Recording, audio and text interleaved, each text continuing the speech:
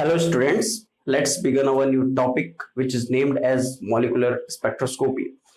Basically this molecular spectroscopy is a very important topic for your upcoming studies. So first I will give you the brief introduction about the topic molecular spectroscopy. Okay, so as the term spectroscopy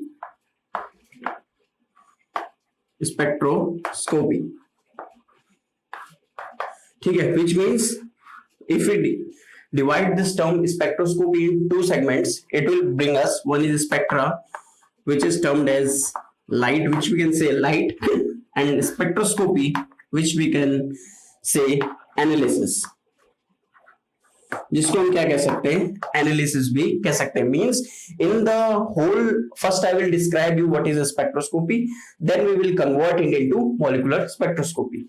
ठीक है, basically this is a part of our physical spectroscopy, but spectroscopy is whole a vast branch. So first I will give you an introduction about spectroscopy, then we will move to molecular spectroscopy. So spectroscopy is study, spectra means light, analysis, scopy means analysis. So in the whole scenario of spectroscopy we will deal with light and its analysis, on which we will study light when it interacts with matter, and then we analyze the light. उसके बाद हम क्या करेंगे, पहले हम light लेंगे, उसको matter के साथ इंटरेक्ट करवाएंगे और उसका हम क्या करेंगे, उस लाइट का एनालिसिस करेंगे. क्लियर? मींस स्पेक्ट्रोस्कोपी का अगर हम समझे मोटा मोटा तौर पर, अगर हम उसको समझे तो क्या है कि लाइट का जब इंटरेक्शन होता है किसी मैटर के साथ, तो उसकी एनालिसिस को जो जिस ब्रांच के अंदर स्टडी की जाती है उसको हम क्या बोलते हैं, स्पेक्ट्रोस्कोपी कहते हैं. क्लियर? बेसिकली अगर हम स्पेक्ट्रोस्कोपी को समझें तो इसको हम 3 आई से समझ सकते हैं. मींस 3 आई हमारे पास क्या होंगे, मींस जब हम स्पेक्ट्रोस्कोपी को स्टडी करेंगे तो हम किस 3 बातों का इसमें सबसे इंपॉर्टेंट ध्यान रखेंगे. First I is our interaction. First is our interaction.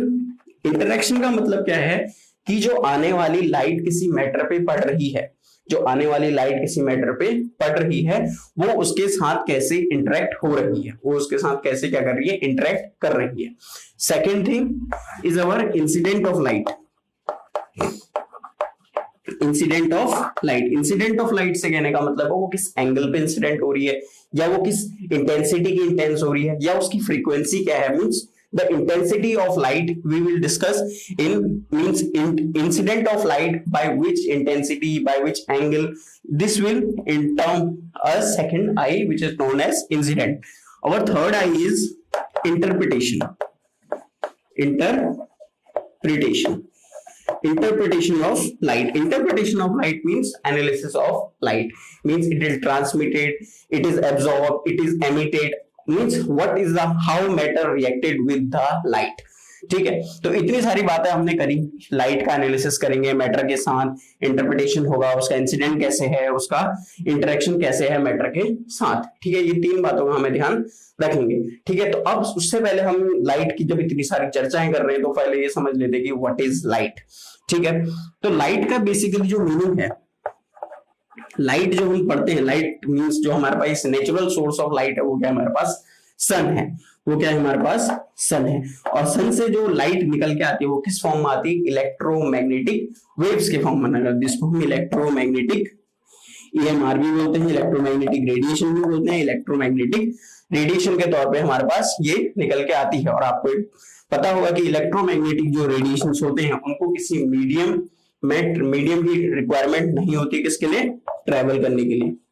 No medium required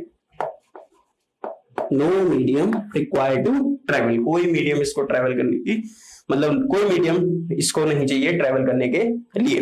ठीक है, तो सन से निकल के आती जो हमारी ईएमआर होती हैं उन्हीं को, और इस जो ईएमआर है, जो पूरी की पूरी हमारे पास ईएमआर है, उसी के अंदर जो है हमारे पास सारी की सारी फ्रीक्वेंसीज आती है. जैसे अगर मैं बात करूं, सबसे पहले हमारे पास gamma rays, x rays, gamma rays, x rays, फिर आता है हमारे पास यूवी विजिबल, फिर हमारे पास क्या आता है, इसके बाद आईआर आता है, उसके बाद हमारे पास माइक्रोवेव रीजन आता है, और और उसके बाद हमारे पास लास्ट एक और रीजन आता है जिसको हम क्या बोलते हैं, रेडियो वेव्स। ठीक है, अब हमारे पास जो सन है उसके पास क्या है, एक बंडल ऑफ लाइट से, मींस बहुत सारा सन से क्या निकलते हैं, फोटोन्स रिलीज होते हैं। हमें पता है कि सन, जैसे हम पढ़ते हैं स्टार्टिंग से कि सन जो है इन द मैक्स प्लांक की जो स्टडी है, प्लांक मींस प्लांक साइंटिस्ट थे जिन्होंने 1900 में कहा था कि एनर्जी जो है सन से वो एक डिसकंटिन्यूअस फॉर्म में आती है और एक क्वांटाइज्ड फॉर्म में आती है। ठीक है, जिसको हम नाम देते हैं इक्वल टू एच न्यू से हम इसको क्या करते हैं, स्टडी करते हैं। मींस ये एनर्जी जो होती है वो क्या रहती है, क्वांटाइज्ड फॉर्म में आती है। तो ठीक है, तो अगर मैं इसको थोड़ा सा और ब्रेक डाउन करूं, equal to H C upon lambda भी लिख सकता हूं। ठीक है, तो कहने का मतलब ये है कि जो एनर्जी है वो वेवलेंथ के फॉर्म में भी है, मतलब हम इसको मेजर कर सकते हैं और फ्रीक्वेंसी के टर्म पे भी मेजर कर सकते हैं। ठीक है, तो अब जितने भी ये मैंने ये लिखे हैं, ये कैसे कैसे डिस्टिंग्विश होते हैं, means how we distinguish gamma rays, x rays, UV visible, IR, micro, radio, इनको हम कैसे डिस्टिंग्विश करते हैं ईएमआर में। ठीक है, तो जैसे कि अगर मान लीजिए सन है, इसने क्या करा, फोटोन्स रिलीज करे, इसने क्या करा, फोटोन्स को रिलीज किया, जो किस फॉर्म में आते हैं, क्वांटाइज्ड फॉर्म में आते हैं। ठीक है, तो अगर मैं कहूं कि एक फोटोन मेरा शॉर्ट वेवलेंथ से गया, एक फोटोन मेरा लॉन्ग वेवलेंथ से गया। ठीक है, तो मैंने क्या कहा, सारे के सारे डिसकंटिन्यूअस होते हैं, लेकिन क्या होता है, क्वांटाइज्ड होते हैं। ठीक है, तो सबकी वेवलेंथ क्या होगी, डिफरेंट होगी। मीन सारे के सारे जो मेरे ये बंडल ऑफ पैकेट्स में जो एनर्जी आ रही है इनको क्या बोलते हैं, एच न्यू को। Planck means packet of energy बोलते हैं। जो एनर्जी आएगी वो क्या आएगी, डिफरेंट वेवलेंथ्स की रिलीज होती है। तो ये जो डिफरेंट वेवलेंथ की जो एनर्जी रिलीज हुई, मींस ये जो ऐसे एनर्जी है, इसकी वेवलेंथ कुछ और है, इसका वेवलेंथ क्या है मेरा, कुछ और है। तो इन सब का रीजन भी क्या होगा, मेरा अलग अलग होगा। तो उसी बेसिस पे हम क्या करते हैं, इन जो मेरे रीजन है उनको क्या करते हैं, क्लासिफाई करते हैं। ठीक है, तो इसकी वेवलेंथ क्या होती है, जैसे इक्वल टू एच न्यू, तो जो मेरी रेडियो वेव्स होती है उसकी क्या होती है, सबसे ज्यादा वेवलेंथ होती है। ठीक है, इट मींस इसमें वेवलेंथ का मींस आपको पता होगा कि जैसे ये चला, ये आगे भी चलेगा, तो इन दोनों के बीच का जो डिस्टेंस होता है उसको हम क्या बोलते हैं, वेवलेंथ बोलते हैं। ठीक है, तो जो रेडियो वेव्स होते हैं उनकी वेवलेंथ सबसे ज्यादा होती है और जो गामा रेज होते हैं उनकी वेवलेंथ सबसे कम होती है। अगर मैं बात करूं वेवलेंथ की, तो अभी मैंने बताया कि आपको E equal to H C upon lambda, तो अगर इसकी वेवलेंथ सबसे कम है तो एनर्जी इसकी क्या होगी, मैक्सिमम होगी। तो इसकी एनर्जी हमारी क्या होती है, सबसे मैक्सिमम होती है, और इसकी एनर्जी क्या होगी, सबसे मिनिमम होगी।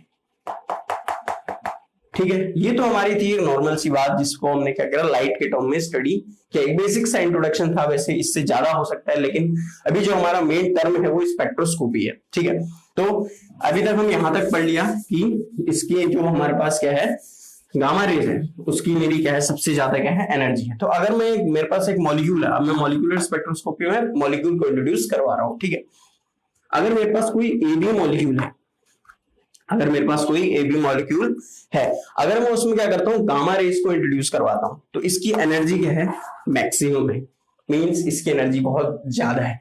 तो अगर मैं इसमें गामा रेज को इंट्रोड्यूस करवाता हूं तो AB का जो बॉन्ड होता है वो क्या हो जाता है, ब्रेक हो जाता है। AB का बॉन्ड क्या हो जाएगा, ब्रेक हो जाएगा। ठीक है, तो इसका मतलब यह है कि गामा रेज का फंक्शन क्या है, किसी बॉन्ड को ब्रेक करना, किसी बॉन्ड को ब्रेक करना। अगर फंक्शंस की बात करें तो गामा और जो एक्सरेज होती हैं, गामा और जो एक्सरेज होती है, अगर मैं उनको एक ही रीजन के अंदर बात करूं तो दिस जो AB बॉन्ड है उसको ये क्या करती है, ब्रेक करती है, बॉन्ड को ब्रेक करने में यूज होती है। ठीक है, उसके बाद में यूवी विजिबल की बात करूं, अगर मैं यूवी विजिबल की बात करूं तो इसकी एनर्जी क्या है, इन दोनों के कंपैरिजन में कम है, तो ये बॉन्ड को तो क्या कर सकते हैं, ब्रेक नहीं करते हैं। तो जो यूवी विजिबल रीजन होता है, यूवी विजिबल रीजन होता है, उसमें क्या होता है, जो बॉन्ड होता है वो ब्रेक नहीं होता है, जबकि जो उसमें इलेक्ट्रॉन्स होते हैं उनका क्या होता है, ट्रांजिशन होता है। तो UV visible is studied under electronic transition. तो यूवी विजिबल के अंदर हम क्या पढ़ते हैं, इलेक्ट्रॉनिक ट्रांजिशन। अगर मैं इलेक्ट्रॉनिक ट्रांजिशन को थोड़ा और समझूं तो इट मींस, जैसे हम एमओटी के डायग्राम देखते हैं, एक हमारे पास होमो होता है, this is LUMO, lowest unoccupied molecular orbital, and this is HOMO, highest occupied molecular orbital. तो अगर मेरे पास इसमें इलेक्ट्रॉन है तो अगर मैं इसमें यूवी विजिबल ऐसे करके, आपने देखा होगा कि हम यहाँ डालते हैं फोटॉन्स को और इलेक्ट्रॉन्स क्या करते हैं, एक्साइट करते हैं। तो this is comes under the study of UV visible spectroscopy. अगर मैं आईआर की बात करूं तो जो मेरा आईआर होता है वो क्या करता है, दिस अब वो इसकी एनर्जी और कम है तो ये इलेक्ट्रॉनिक ट्रांजिशन तो नहीं करेगा यार, तो क्या करेगा, it means this is used for the vibration of bond. ये क्या करता है, बॉन्ड को वाइब्रेट करता है, ठीक है। तो इसीलिए आईआर को हम क्या बोलते हैं, वाइब्रेशनल स्पेक्ट्रोस्कोपी भी कहते हैं, ठीक है। उसके बाद आता है मेरे पास माइक्रोवेव। माइक्रोवेव में आप देखो इसकी एनर्जी और कम होगी तो ये बॉन्ड का वाइब्रेशन नहीं करता है, this is used for the rotation of bond. एक इसके अंदर ये क्या करता है, बॉन्ड का रोटेशन करता है। रोटेशन मींस कि इसको हम फिर कौन सी स्पेक्ट्रोस्कोपी के अंदर पढ़ेंगे, रोटेशनल स्पेक्ट्रोस्कोपी के अंदर पढ़ेंगे, ठीक है। और the last is our radio waves. Radio waves जो क्या करता है, स्पिन ट्रांजिशन करने में यूज होता है, ठीक है। इसकी एनर्जी और कम है तो this is used for the spin transition. Spin transition का मींस अगर आपकी स्पिन पहले प्लस हाफ है तो ये ट्रांजिट करके उसको क्या कर देगा, माइनस हाफ कर देगा, ठीक है। तो ये था हमारा एक बेसिक सा एक स्मॉल सा इंट्रोडक्शन जिसके अंदर हमने क्या सीखा कि what is spectroscopy. Basically it is the dealing with the study of interaction of light with matter. Matter की स्टडी करता है। और फिर लाइट के बारे में हमने जाना कि light is basically electromagnetic radiation जो हमारा सन से रिलीज होता है, जो अलग अलग वेवलेंथ्स के थ्रू ट्रेवल करता है। और ट्रेवल कैसे करता है, उसको मीडियम की कोई रिक्वायरमेंट नहीं होती क्योंकि सन है, ये अर्थ है, अर्थ और इसके बीच में कोई स्पेस नहीं होता, मींस कोई मीडियम नहीं होता, फिर भी हमारे पास क्या आता है, सन की इलेक्ट्रोमैग्नेटिक रेडिएशंस पहुंचती हैं, ठीक है। उसके बाद हमने देखा कि डिफरेंट डिफरेंट ये उसकी वेवलेंथ से है, ये एनर्जी का ऑर्डर देखा हमने, किसकी वेवलेंथ ज्यादा है, किसकी कम है, और किसका हर एक जो रीजन है उसका क्या क्या फंक्शन है, ठीक है। अगर मैं बात करूं एक्सरेज को हम देखेंगे बेसिकली और एक्सआरडी में, मींस हमारे पास एक्सरे डिफ्रैक्टोमीटर होता है, उसमें हम एक्सरे की स्टडी करते हैं क्रिस्टल का स्ट्रक्चर डिटरमाइन करने के लिए, ठीक है। यूवी विजिबल होता है, हम यूवी विजिबल स्पेक्ट्रोमीटर होता है, ठीक है। अब अगर मैं बात करूं थोड़ा सा मींस टर्म में कि what is the real application, basically the application of this spectroscopy is to determine the characteristic of a compound, या बॉन्ड की कैरेक्टरिस्टिक हो गई या कोई कंपाउंड की कैरेक्टरिस्टिक्स हो गई, बेसिकली उसके लिए हम क्या करते हैं, इस स्पेक्ट्रोस्कोपी को यूज करते हैं, ठीक है। आईआर हो गया हमारे पास जिसको हम वाइब्रेशन स्पेक्ट्रोस्कोपी कहते हैं, माइक्रोवेव हो गया जिसको हम रोटेशनल स्पेक्ट्रोस्कोपी कहते हैं, रेडियो वेव्स के अंदर हमारा एनएमआर और ईएसआर टाइप की स्पेक्ट्रोस्कोपीज आती है, ठीक है।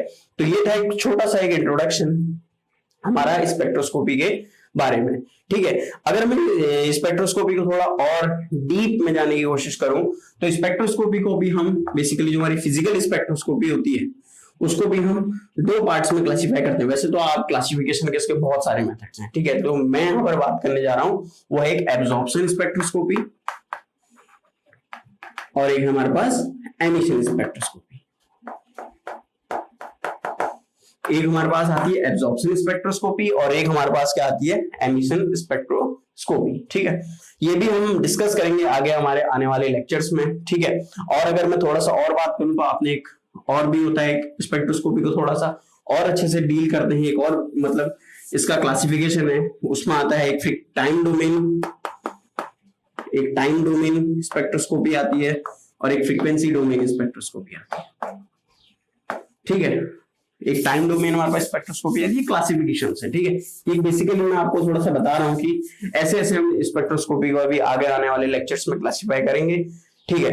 और अगर मैं थोड़ा सा इंस्ट्रूमेंटेशन की बात करूं, मींस हम जितना भी ये सब करेंगे, ये सारा हमारा जितना भी ये थ्योरी है, ये सारी एक इंस्ट्रूमेंट पे अप्लाई होती है। मींस हम एक इंस्ट्रूमेंट होता है स्पेक्ट्रोफोटोमीटर, वो सबके अलग अलग होते हैं। जैसे यूवी विजिबल स्पेक्ट्रोफोटोमीटर अलग है, आईआर स्पेक्ट्रोफोटोमीटर अलग है, माइक्रोवेव के अलग है, रेडियो वेव्स के लिए एनएमआर स्पेक्ट्रोफोटोमीटर या न्यूक्लियर मैग्नेटिक रेजोनेंस उसके लिए अलग डिवाइस है, ठीक है। तो हर एक डिवाइस में जो कॉमन चीजें होती हैं वो क्या होती है, एक आपका एक लाइट सोर्स होता है,